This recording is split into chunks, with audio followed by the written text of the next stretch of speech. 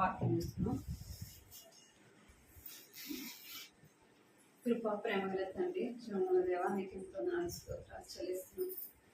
మీ బిడ్డను మీరు నిలబెట్టుకొని సాక్ష్యం ద్వారా మీరు మాట్లాడుతూ వచ్చిన ప్రతి మాటను బట్టి మీకు ఎంతో స్తోత్రాలు చెల్లిస్తున్నాం. మన జీవితంలో మీరు ఎన్నో మీరు తీసుకొచ్చినారు ప్రభా, దాన్ని బట్టి మీకు వందనాలు చెల్లిస్తున్నాం.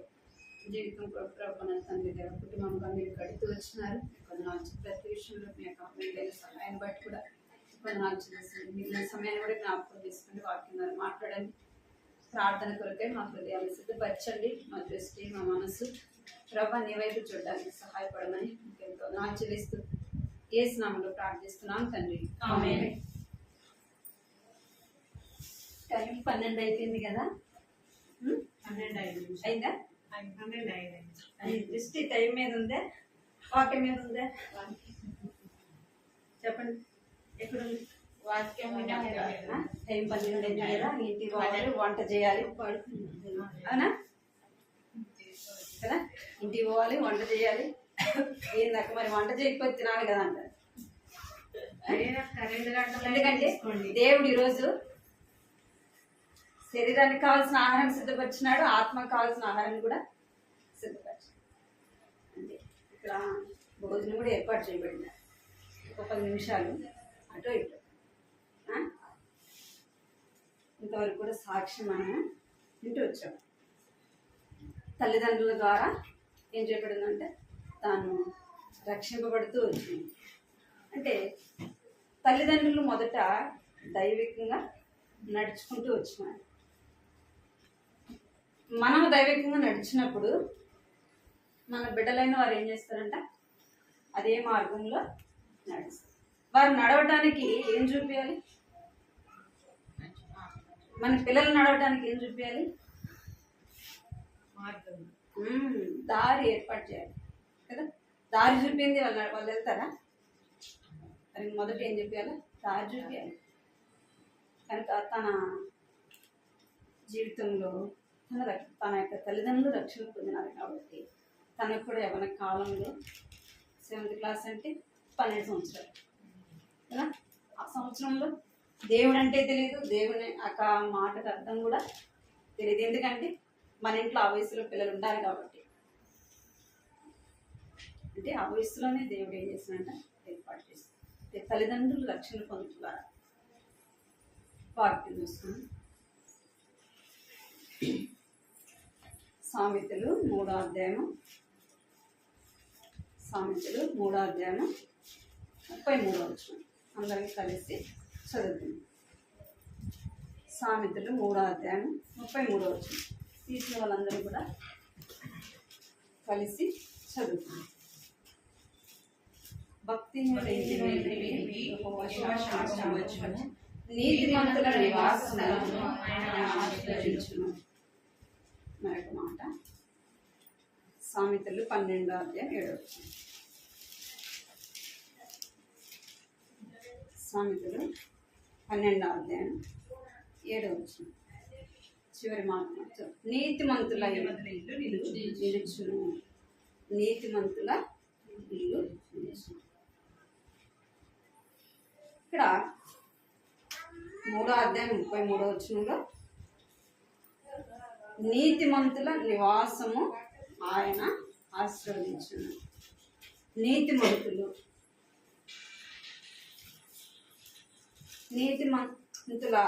నివాసమును ఆయన ఆశీర్వదిస్తాడు. ఎవరింటిని ఆశీర్వదిస్తాడంట? నీతిమంతులు. నీతిమంతులముగా చేయబడాలి అంటే ఎలాగా? డబ్బిచ్చా? అది కొనుక్కునే వస్తువా? మనం నీతిమంతులుగా చేయబడాలంటే ఏదో మంచి కార్యాలు చేస్తేనా? ఎలాగ చేయబడాలంటే నీతిమంతులముగా చేయబడాలి. నీతిమంతుల ఇంటిని దేవుడు ఆశీర్వదించును అని వాక్యంలో రాయబడింది. నీతిమంతుల యొక్క నివాసము నిలుచును. నీతిమంతుడు అని సామెతలో అనేక సార్లు రాయబడుతూ వచ్చింది. మనం ఏం చేయబడాలంటే నీతిమంతులముగా చేయబడాలి. నీతిమంతుడు అనగానే ఎవరు గుర్తొస్తారు చెప్పాలి మీరు? నీతిమంతుడు అనగానే ఎవరు గుర్తొస్తారు? ఇంకా నీతిమంతుడు అనగానే ఒకసారి చెప్పండి. నీతిమంతుడు అనగానే అబ్రహాము. ఎవరంటే అబ్రహాం విశ్వాసులకు తండ్రి, మనకు తండ్రి. అంటే అబ్రహాము నీతిమంతుడుగా చేయబడింది. అబ్రహాము దేవుని దృష్టిలో ఎలాగూ నీతిమంతుడిగా చేయబడినాడు అంటే అబ్రహాము నీతిమంతుడిగా ఎంచబడెను. ఎలాగూ అంటే మన వాక్యం చూస్తే నీతిమంతులుగా మనం ఎంచబడాలి అంటే చూద్దాం. ఆదికాండము 15వ అధ్యాయం, ఆదికాండం 15వ అధ్యాయము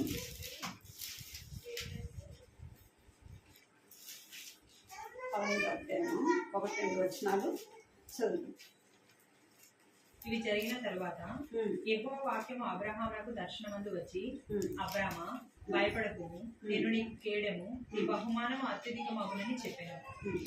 అందుకు అబ్రాము, ప్రభువైన యెహోవా నాకేమి ఇచ్చిననేమి, నేను సంతానం లేనివాడనే పోచున్నాని, దమస్కు ఎలియాజరే నా ఇంటి ఆస్తికర్త. అతడు యెహోవాను నమ్మెను, ఆయన అది అతనికి నీతిగా ఎంచును. అబ్రహాము అతడు యెహోవాను నమ్మెను, ఆయన అది అతనికి నీతిగా ఎంచెను. అబ్రహాము ఎవరు నమ్మాడంట? దేవుణ్ణి నమ్మాడు. దేవుడు దర్శన రూపముగా అబ్రహాముతో మాట్లాడుతూ వచ్చినాడు.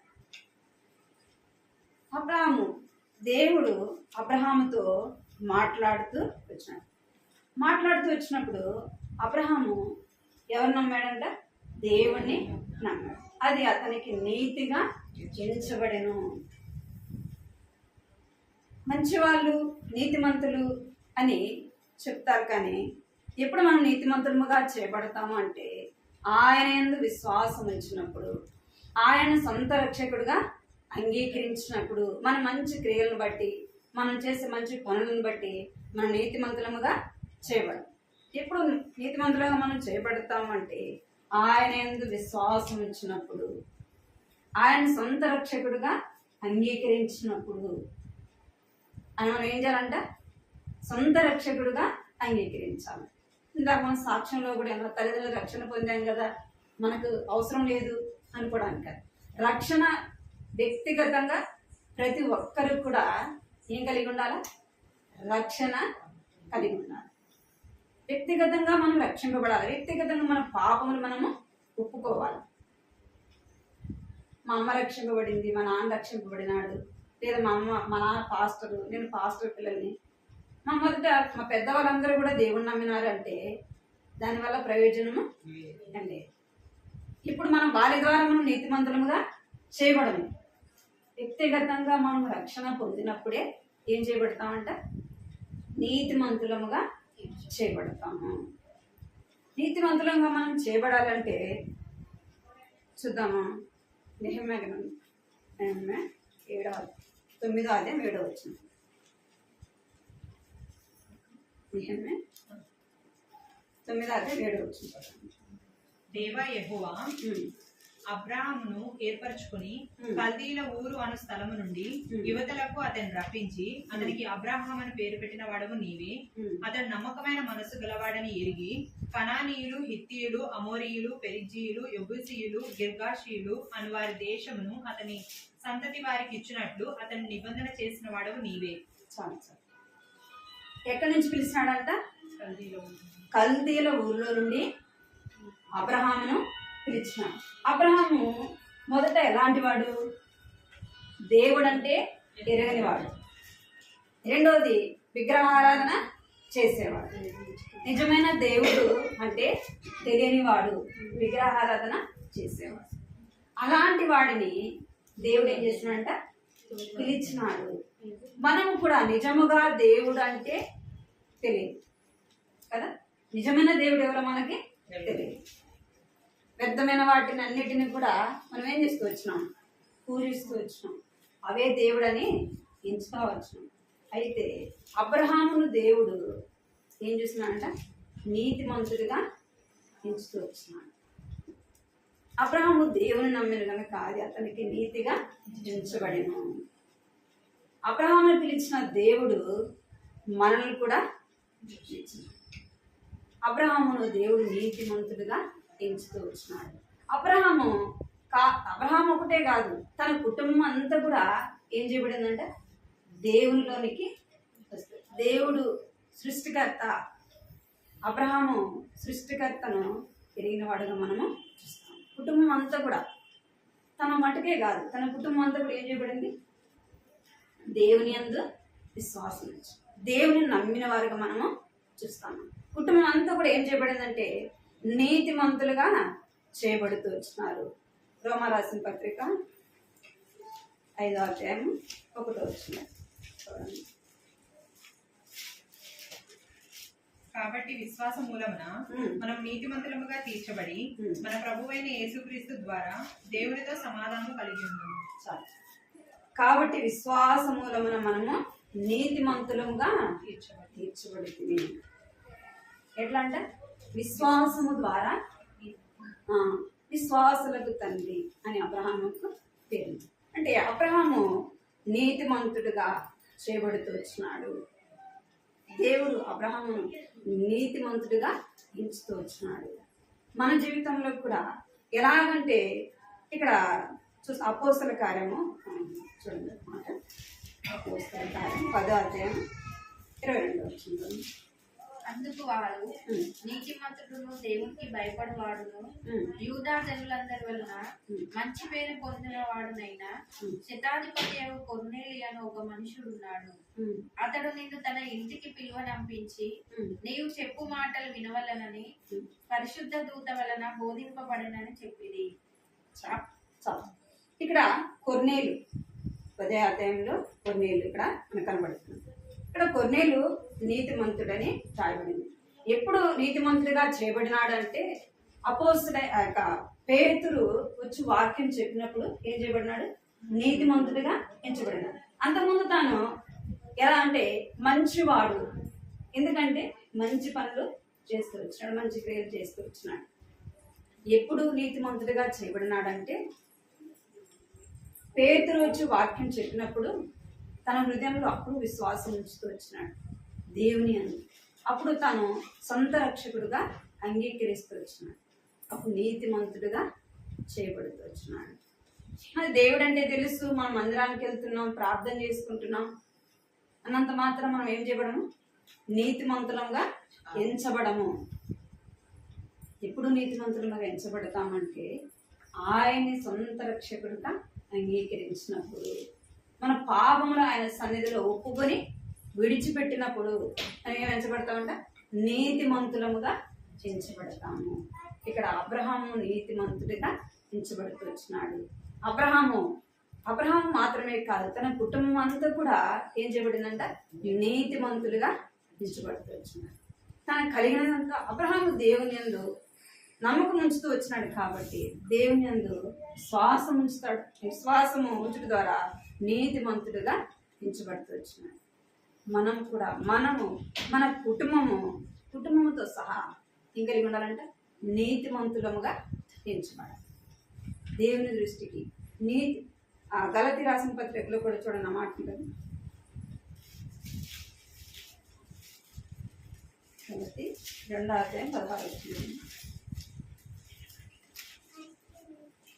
యేసుక్రీస్తునందలి విశ్వాసం వల్లనే ధర్మశాస్త్ర సంబంధమైన క్రియల మూలమున నీతిమంతులంగా తీర్చబడని ఎరిగి మనమును ధర్మశాస్త్ర సంబంధమైన క్రియల మూలమున గాక క్రీస్తునందలి విశ్వాసం వలననే నీతిమంతులమని తీర్చబడటకై యేసుక్రీస్తునందు విశ్వాసం ఉంచి ఉన్నాము. ఇక్కడ రాయబడింది 16వ అధ్యాయం, ధర్మశాస్త్ర సంబంధమైన క్రియల మూలముగా.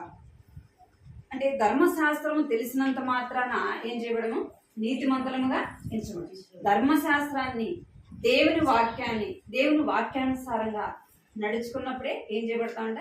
నీతిమంతులముగా ఎంచబడతాం. అదే 3వ అధ్యాయం గలతీ రాసిన పత్రిక 3వ అధ్యాయంలో కూడా చూడండి. 3వ అధ్యాయం గలతీ 3:6 అబ్రహాము దేవుని నమ్మెను, ఆ, అది అతనికి నీతిగా ఎంచబడింది. అంటే అబ్రహాము దేవుని నమ్మాను, అది అతనికి నీతిగా ఎంచబడెను. అబ్రహాము దేవుని నమ్మినవాడు కనుక తను నీతిమంతుడిగా ఎంచబడుతూ వచ్చినాడు.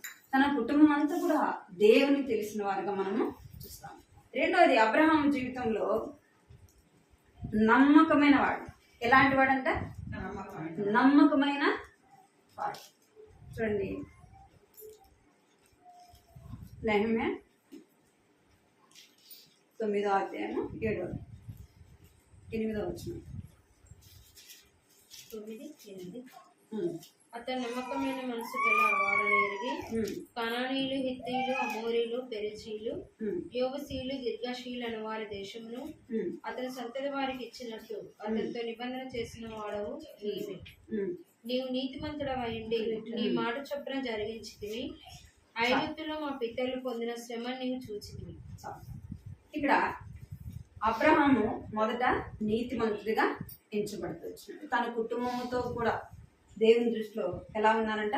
నీతిమంతులుగా కనబడుతూ వచ్చినాడు. ఇంకా అబ్రహాము ఎలాంటి వాడంటే నమ్మకమైన మనస్సు కలవాడు. ఎలాంటి మనసు అంట? నమ్మకమైన మనస్సు. అంటే దేవుని, మన కుటుంబంలో మనం నమ్మకస్తులముగా ఉండాలి, దేవుని ఇంటిలో కూడా నమ్మకస్తులముగా ఉండాలి. నమ్మకస్తులకు ఆ సామెతలో రాయబడింది, నమ్మకమైన వారికి మెండైన దీవెనలు. ఎవరికంట? నమ్మకత్వం మనం కలిగి ఉంటే దేవుడు మెండైన దీవెనలు ఇచ్చేవాడుగా చూస్తాం. మన కుటుంబంలో అయినా, దేవుని ఇంటిలో అయినా, దేవుని పనిలోనైనా మనలో ఏం కనబడాలి? నమ్మకత్వము కనబడాలి. దేవుని పనిలో, దేవుని పరిచయలో దేవుడు మనకు అప్పగించిన పనిని ఏం చేయాలి? నమ్మకంగా చేయాలి. గత వారం చూస్తూ వచ్చినాం, మోషే నైలంతటిలో నమ్మకమైన వాడని చూస్తూ వచ్చినాం. యోసేపు కూడా ఎలాంటి వాడంట? నమ్మకమైన వాడు. యోసేపు యవన కాలంలో ఎక్కడుంటూ వచ్చినాడంట? ఐగుప్తు దేశంలో పోతీఫరు ఇంటిలో తను పని చేస్తూ వచ్చినాడు. చూడండి, ఆదికాండం 39. ఆదికాండం 39.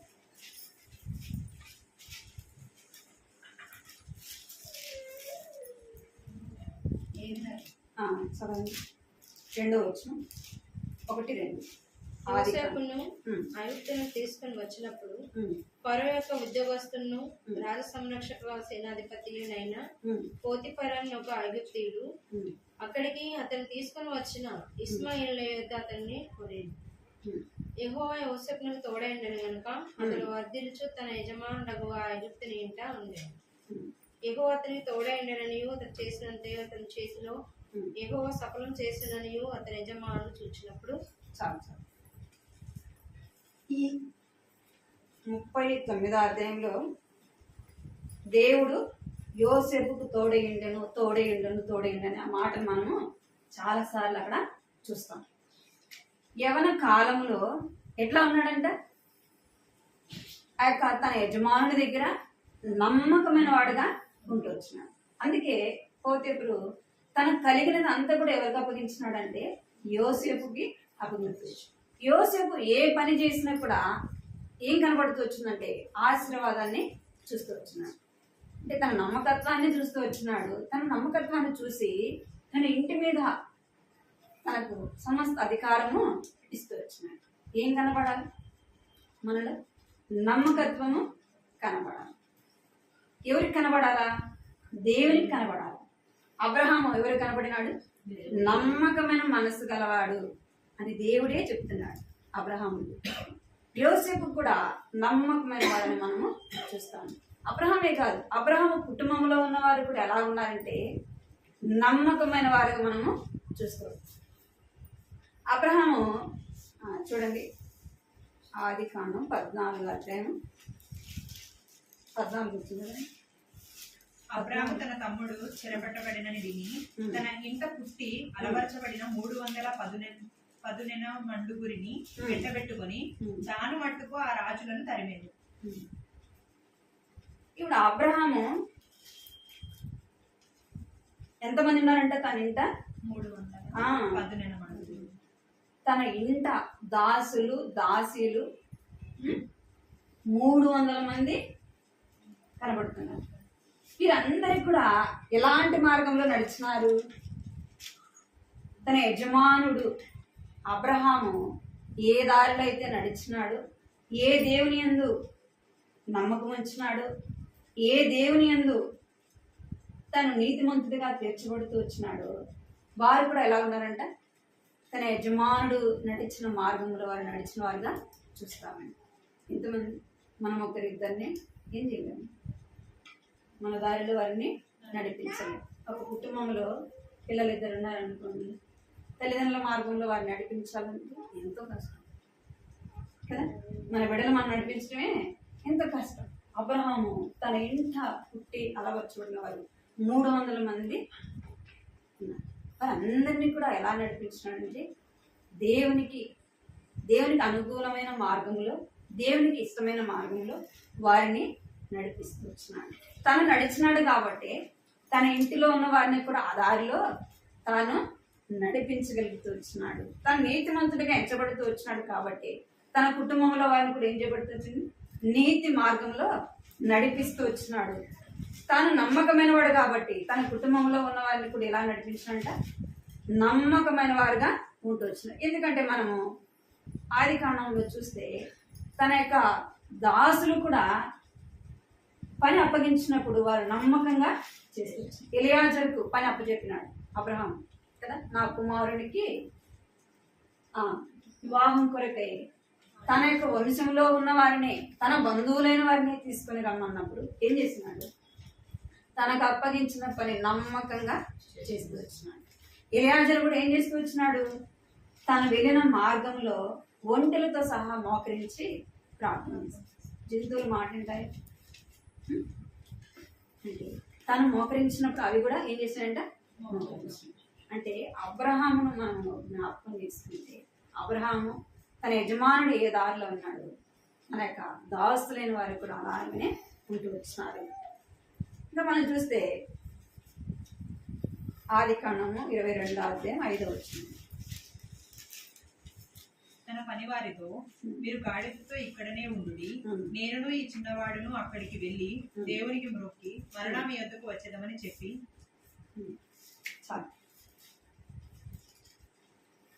ఇక్కడ పనివారు కూడా ఎలా ఉన్నారంట?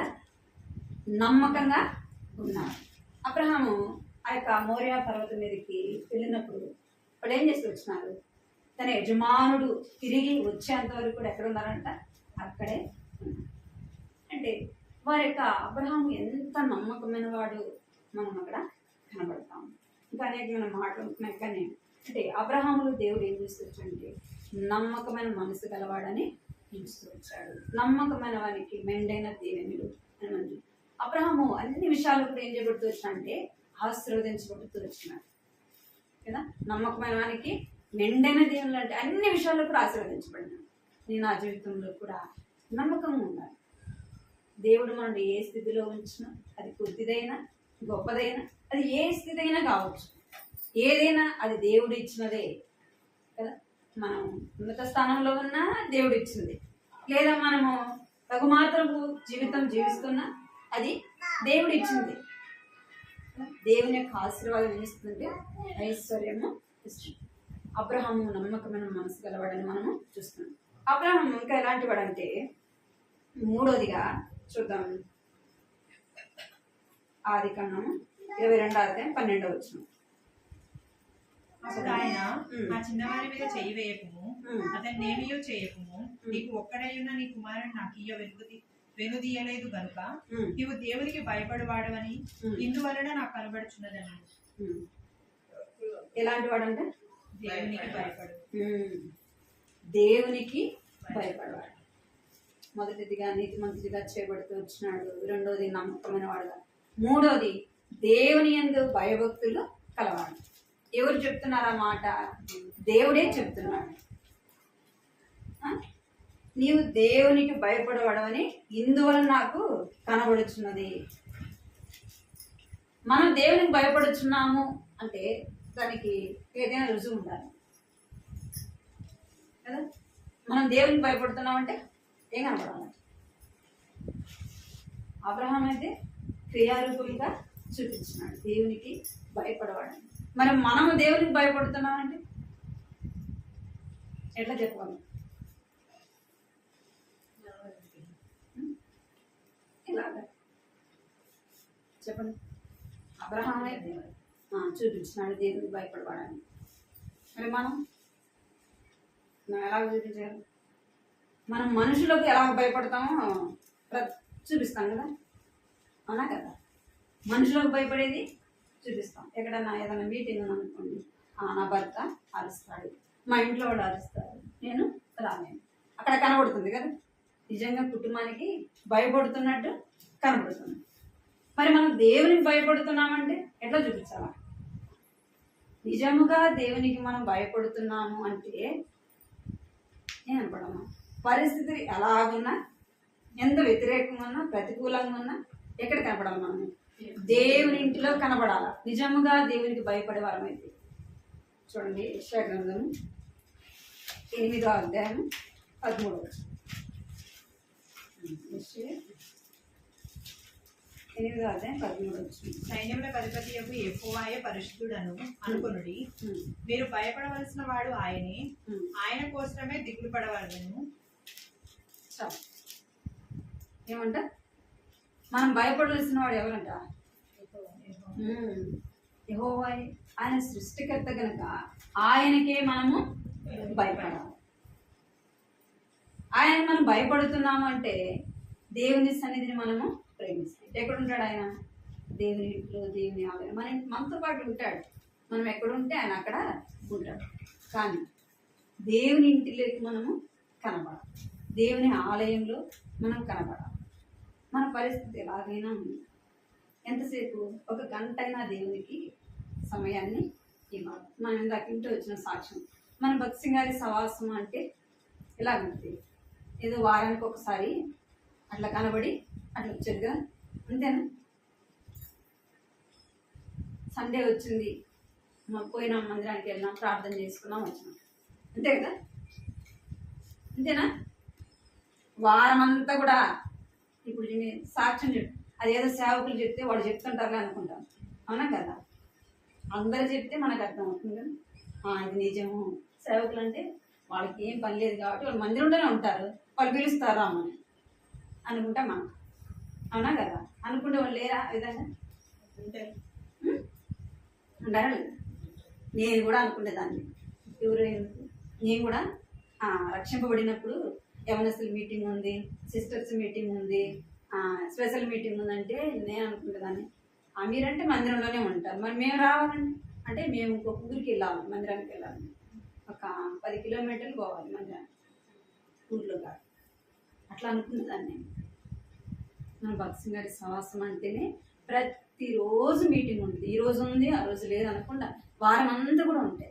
ఎందుకు అంటే అందుకే ఆ దినాల్లో వారం కుడికలో వారం అంతా కూడా మీటింగ్స్ పెట్టుడు ద్వారానే ఏం చేస్తూ వచ్చినారు? ఆత్మీయంగా ఎంతో మంది బలపడుతూ వచ్చినారు, ఎంతో మంది రక్షణ పొందుతూ వచ్చినారు కదా. ప్రతిరోజు కూడా ప్రార్థన జరిగింది, ప్రతిరోజు కూడా దేవుని ఇంట్లో కనబడేవాళ్ళు. కనుకనే ఏం చేయబడారు? అంత ఉజ్జీవంగా పరిచర్య జరుగుతూ వచ్చింది. ఇప్పుడు ఏదో ఆదివారం అంటే మళ్ళీ ఇంకా ఆదివారం. మనం ఆత్మీయంగా ఎదగము, మన ద్వారా ఇతరులకు క్షేమం ఎంత మాత్రం కూడా ఉంటుంది. ఏదో ఇంట్లో చేసుకుంటాం, లేకపోతే ప్రార్థన, అవునా కదా? రోజంతా ప్రార్థన ఉంటే మనం ఆత్మీయంగా ఎంతగానో బలపడతాం. ఎందుకంటే నేను అనుభవపూర్వకంగా చెప్తాను, ఎక్కడైనా మీటింగ్స్కి వెళ్ళాం అనుకోండి, కాన్వకేషన్ అని, యూత్ మీటింగ్ అని వారం రోజులు ఉంటుంది. ఉదయం కుటుంబ ప్రార్థనతో స్టార్ట్ చేస్తే నైట్ కుటుంబ ప్రార్థనతోనే అయిపోతుంది, ఆ రోజున ముగించబడుతుంది. ఆ వారం రోజులు దేవుని మందిరంలో ఉంటే నిజంగా అసలు ఇల్లు ఎక్కడుందో తెలీదు, ఊరు ఎక్కడుందో మన ఇంటి గుర్తే ఉండదు. మళ్ళా ఇంటికి వస్తేనే ఏం గుర్తొస్తుంది? ఇల్లు, లోకము, చుట్టుపక్కల ఉన్న పరిస్థితులు అవన్నీ గుర్తొస్తాయి. ఆ వారం రోజులు మనం దేవుని ఇంట్లో ఉన్నప్పుడు ఎంతగా ఉంటుందంటే మన బాధలు కానీ మన యొక్క ఏది కూడా గుర్తురాదు. ఎంతో ఆత్మీయంగా ఎంతో బలంగా ఉంటుంది. అంటే వాక్యం వింటానే ఉంటాం, ప్రార్థన జరుగుతూనే ఉంటుంది. కాబట్టి లోక సంబంధమైన ఏది కూడా అలాగే రోజు ఉండగలమా? రోజు మీటింగ్స్కి ఉంటామా? ఉండలేము. కాబట్టి వారపుడికి మనం రావడం ద్వారా ఎవరికో మేలు కాదు, మనం పోవడం ద్వారా సంఘానికి మేలని కాదు, లేదా అక్కడ సేవకుడి మేలని కాదు, మన పెద్దలకి మేలని కాదు. ఎవరికి క్షేమం, ఎవరికి మేలు? మన ఆత్మీయ జీవితానికి క్షేమం, మన ఆత్మీయ జీవితానికి మేలు. అంటే అబ్రహాము దేవుని యందు భయభక్తులు కలవాడు. ఏ విషయంలో అంద చెప్పండి, ఏ విషయంలో? 22వ అధ్యాయం అంటే ఏం గుర్తొస్తుంది? దేవునికి భయపడవాడని. సరే, ఏ విషయంలో? మీకు అర్థం కాదు నేను చెప్పేది కదా. దేవుడు అబ్రహాముని ఏమడిగినాడు? ఆయన ఎక్కున్న గొర్రెలు, దాసులు అవన్నీ ఏమని అడిగినాడు దేవుడు? ఎంతో మంది పని వాళ్ళు ఉన్నారు, ఎంత ఆస్తి ఉంది. రాయబడింది వాక్యంలో కూడా అబ్రహాము ఎంతో ధనవంతుడు. లోతు అబ్రహాము నివసించలేనంత ఆస్తిపరులు అంట కలిసి కదా. అంటే ఎంతో ధనవంతుడిగా మనము చూస్తాము. కానీ దేవుడు అవన్నీ అడగలేదు కదా. ఏమడిగినాడు? నీకు ఒక్కడైనా నీ కుమారుని ఇమ్మన్నాడు. ఒకవేళ 10 మంది ఉంటే ఏదో ఒక్కరినే కదా దేవుడు అడిగింది. ఒకనిస్తే ఇంకెంతమంది మిగిలిన వాళ్ళు ఉన్నారు? ఎంతమంది? ఒక్కడే. తనకు వృద్ధాప్యంలో పుట్టిన కుమారుని ఎవరు అడుగుతున్నారు? దేవుడు. మనమైతే ఏం చెప్తాం? ఏంది ప్రభువా, ఎన్నో సంవత్సరాలకి ఇచ్చినావు, ఇచ్చినాను కూడా నువ్వు అడుగుతున్నావు. అయితే దేవుడు అడిగినప్పుడు మాట మాత్రం కూడా ఏం చేయలేదు, మారు మాట్లాడలేదు. దేవుడు చెప్పింది చేయటానికి లోబడిన వాడిగా మనము చూస్తా ఉన్నాం. దేవుని మాటకు విధేయత చూపించిన వాడుగా చూస్తాం. అక్కడ తీసుకెళ్ళినాడు. ఏదో పని వాళ్ళన్నా కాదు, ఎవరిని చేయమన్నాడు? అబ్రహాము చేతులతోనే చేయాలి. అర్థమైంది? ఎలాగ దేవుని యందు భయభక్తులు కలిగి ఉన్నాడు. అందుకే దేవుడు అబ్రహాము చేసేదంతా కూడా చూసినాడు. ఇందు మూలముగా నువ్వు నాకు భయపడవాడవని. దేవునికి మనం భయపడవాడముగా ఉన్నాము అంటే దేవునికి ప్రేమించాలా. అబ్రహామే కాదు, తన యొక్క కుమారుడు కూడా దేవుని యందు భయభక్తులు కలిగిన వాడు. తన కుటుంబం అంతా కూడా దేవునికి భయపడిన వారిని మనము చూస్తాము. మనం కూడా ఎవరికి భయపడాలంటే నువ్వు భయపడవలసిన వాడు ఆయనే, సృష్టికర్త. ఆయనకు నువ్వు భయపడాలి. మనం ఏం చేస్తామంటే ఆయనకు భయపడం. లోకానికి, కులానికి, మన బంధువులకి, మనము మన ఇరుగు పొరుగు వారు ఏమనుకుంటారు, మన బంధువులు ఏమనుకుంటారు, కులం అడ్డం వస్తుంది, డబ్బు అడ్డం వస్తుంది. మన చుట్టుపక్కల ఉన్నవారు దేవుని ఇంటికి రావడానికి వాళ్ళందరినీ చూపిస్తాం, సిగ్గుపడేవారుగా ఉంటాం. దేవునికి భయపడకుండా మనుషులకు భయపడతాం. మనుషులకు భయపడి ఏం చేస్తారంటే బైబిల్ని దాచిపెట్టుకొని కూడా వస్తాం. దేవునికి భయపడాలి. నీవు దేవునికి భయపడాలి. అబ్రహాము దేవునికి భయపడిన వాడు. ఆయన ఎందుకు భయభక్తులు గల వారిని దేవుడు ఏం చేస్తాడంట? కీర్తనలు 115:13 పిల్లలనేమి పెద్దలనేమి తన యందు భయభక్తులు గల వారిని యెహోవా ఆశీర్వదించును. తన యందు భయభక్తులు గల వారిని ఏమంట? పిల్లలనేమి పెద్దలనేమి అందరినీ కూడా తన యందు భయభక్తులు గల వారిని అందరినీ కూడా దేవుడు ఆశీర్వదించేవాడుగా మనము చూస్తా ఉన్నాం. తన యందు భయభక్తులు కలిగిన వారుగా మనము చూస్తాం. మనం ఆయన యందు భయభక్తులు కలిగి ఉన్నాం. అబ్రహాం ఏ రీతిగా భయభక్తులు కలిగి ఉన్నాడు. ఇది నా జీవితంలో మనం కూడా భయభక్తులు కలిగి ఉన్నప్పుడు మనం ఆశీర్వదించబడతాం. మన కుటుంబం కూడా ఆశీర్వదింపబడేదిగా మనము చూస్తాం. అబ్రహాము 4వదిగా ఎలాంటి వాడంటే అబ్రహాము కుటుంబంలో విధేయతను మనము చూస్తాం. ఏముందంట? విధేయత. అంటే విధేయత అనే మాటకి ఏది చెబితే అది చేయటమే విధేయత. మనం ఎదురు ఏదైనా మాట్లాడినామంటే ఎట్లా ఉంటుంది? మనం విధేయత చూపించినట్టు కాదు. అబ్రహాము తన జీవితంలో విధేయుడిగా మనము చూస్తాము. ఏ విషయంలో అంటే ఆదికాండం 18వ అధ్యాయంలో ఏమంట, అక్కడ దేవదూతలు వచ్చినప్పుడు ఆ వృద్ధాప్యంలో కూడా ఏం చేస్తున్నాడంట? వారి ఎదుట ఆ వయసులో కూడా విధేయుడిగా చూస్తాము. శాస్త్రాన్ని నమస్కారం చేసినాడు. వారిని ఏం చేస్తున్నాడంటే బతిమలాడిన వాడుగా చూస్తాము. తాను మాత్రమే కాదు, తన యొక్క కుటుంబంలో ఉన్నవారు కూడా ఏం చూపించినారు? విధేయత చూపించినారు. అక్కడ వారు వచ్చినప్పుడు తన భార్య దగ్గరికి వెళ్ళి నువ్వు పిండి పిసికి రొట్టెలు చేయమన్నప్పుడు ఆమె ఏం చేసింది? మాట మాత్రం కూడా మాట్లాడు. తన యజమానుడు చెప్పినాడు, తను ఏం చేస్తూ వచ్చింది? ఈ వయసులో నేను ఇది చేసేది లేదు, మాట మాత్రం కూడా మాట్లాడు. ఏం చేసింది? ఆ మాటకి విధేయత చూపించింది. పనివారి దగ్గరికి వెళ్ళినాడు, పనివారికి చెప్పినప్పుడు వారు కూడా విధేయత చూపించింది. మన జీవితంలో మనం మొదట నీతిమంతులముగా ఎంచుకోవాలి. రెండోది నమ్మకమైన వారముగా మనము ఉండాలి. మూడోది దేవుని యందు భయభక్తులు కలిగిన వారముగా ఉండాలి. నాలుగోది విధేయత గల వారముగా విధేయులంగా ఉండాలి. మన కుటుంబం అంతా కూడా విధేయులంగా ఉండాలి. దేవుని బిడ్డలు మనకు ఏదైనా చెప్పినప్పుడు దేవుని పనిలో దేవుని యొక్క ఏదైనా సరే మనం నమ్మకంగా దేవుని పని చేసేవారంగా అలాంటి కుటుంబాన్ని దేవుడు ఏం చేస్తాడంటే ఆశీర్వదించేవాడుగా చూస్తుంది. అబ్రహాంలో ఏం కనబడింది? నీతిమంతుడిగా మార్చబడచ్చు. అందుకే నీతిమంతుడి ఇల్లు ఎట్లా ఉంటుందంట? మాట చదువుకొని సామెతలు 12వ అధ్యాయం 7వ వచనం మాట చదువుకొని నీతిమంతుల ఇల్లు నిలుచు. ఎవరంట? నీతిమంతుల ఇల్లు నిలుచును.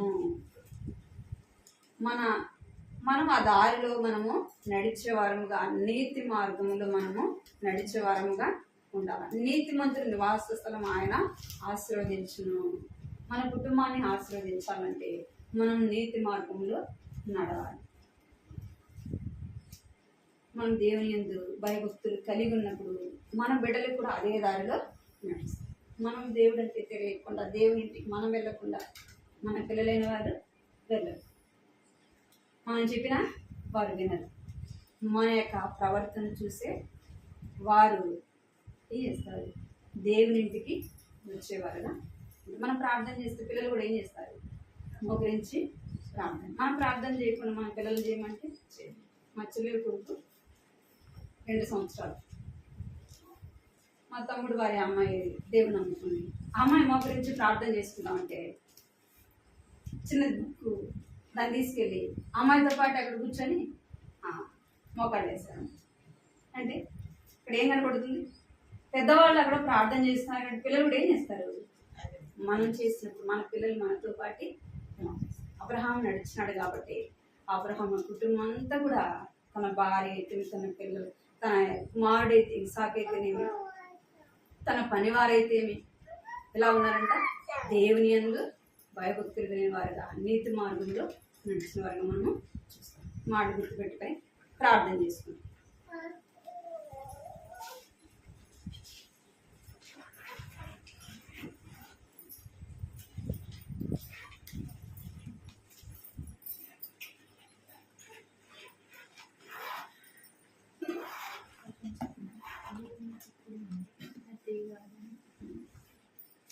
కుటుంబం కొరకు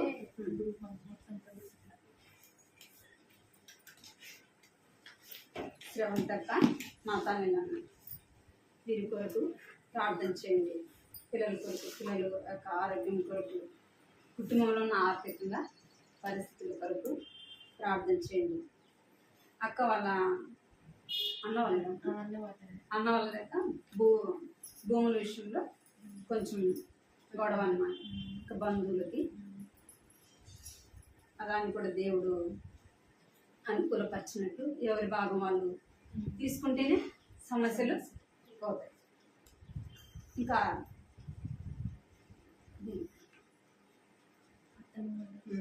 అన్న వాళ్ళ అమ్మ నాయనకి ఇద్దరికి కూడా రక్షణ లేదు. వారి రక్షణ కొరకు ప్రార్థన చేయండి. అక్క వాళ్ళ తల్లిదండ్రుల కొరకు కూడా ప్రార్థన చేయండి. మనం చేస్తున్నాము, కానీ మళ్ళా గుర్తుపెట్టుకొని ఆర్థికంగా పరిస్థితులు ఇప్పుడు ఆ పిల్లలు ఇప్పుడు కూడా ఏదో బలహీనతకి, కాబట్టి ప్రార్థన చేయండి. అక్క వాళ్ళ అమ్మమ్మ వాళ్ళ కుటుంబంలో ఉన్న వారి కొరకు, రక్షణ లేని వారి కొరకు, అన్న వాళ్ళ తల్లిదండ్రులకు అసలు రక్షణ లేదు అని మనం సాక్ష్యం కూడా విన్నాము. వారి కొరకు ప్రార్థించు. అందరూ ఒకే దాన్ని కాకుండా దేవుడు మీకు ఏది ప్రేరేపణ ఇచ్చినాడో దానికోసం ప్రార్థించండి. మందిరానికి వచ్చి వాళ్ళ కుటుంబాల కొరకు ఒకరు ప్రార్థన చేయండి. ఈ కుటుంబం కొరకు అందరూ కూడా ఈ కుటుంబం కొరకు ఇక్కడ చేయండి, వ్యక్తిగతంగా కూడా చేయండి. మందిరం పని జరుగుతుంది, మందిరం పని కొరకు కూడా ప్రార్థించండి. స్తోత్రం పరిశుద్ధమైన నా ప్రియ పరలోక తండ్రి, ఆయన నడుపుకొని ప్రభావ మీ పాద సన్నిధిలో ప్రభావ మేము స్త్రీలుగా పాద సన్నిధిలో